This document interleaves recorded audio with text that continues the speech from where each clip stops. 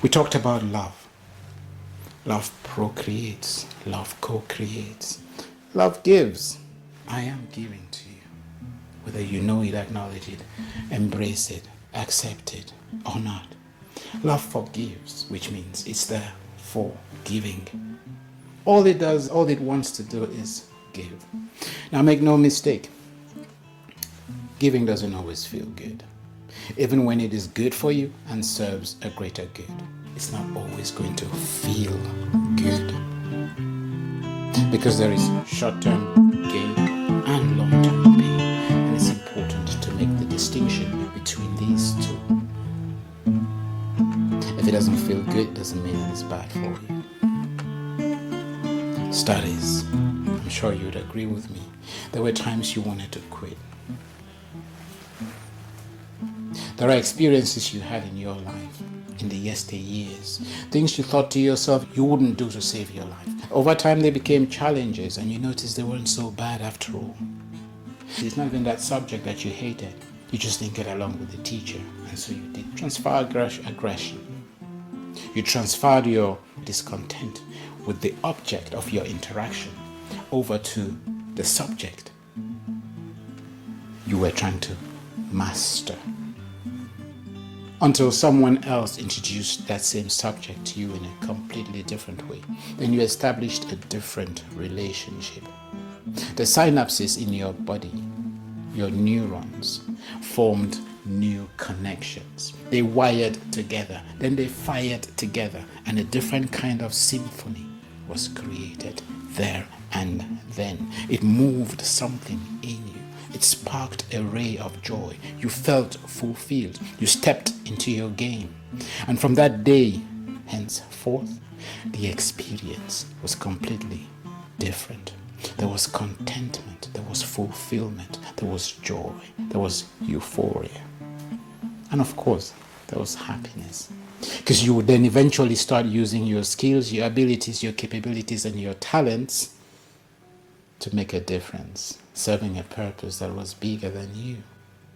And someone next to you saw you and thought there was something in you that needed to be promoted.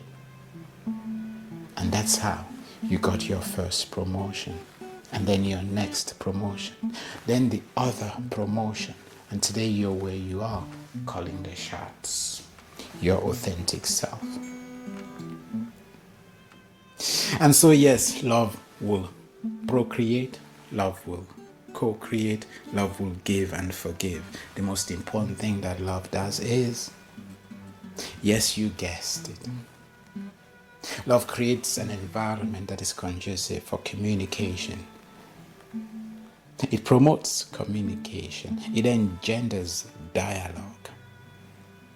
And when you engage in dialogue, all communication, all misunderstandings become just data points,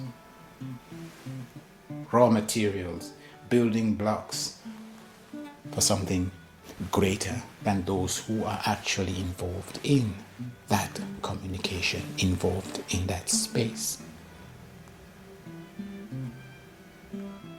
So notice that when you have communication going, when you have true dialogue going, there will be misunderstandings, but there will be no conflict, because each party will seek to understand. It is in that place of understanding that we come to a place of wisdom. Wisdom eventually brings with it discernment. And discernment ensures that we have the fortitude to carry on. And as we do that, knowledge is exchanged. We exchange energies and we build synergies. And that in and of itself brings healing. It pushes and develops and grows in and within us patience. And when we mature that patience, allow it to be cultivated to a place beyond limitation where it becomes inexorable, we notice we're back to love, because infinite patience begets unconditional love. Remember, love doesn't always feel good.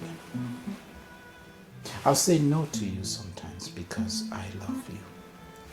It's for that same reason you won't give your kid candy every time your kid asks for candy, because you know that downstream you're cultivating pain, which that child, unbeknownst to it, will not be able to sustain. So this is my plea and this is my plight to you, that you do not underestimate love. Love cuts both ways. Love will tell you the truth.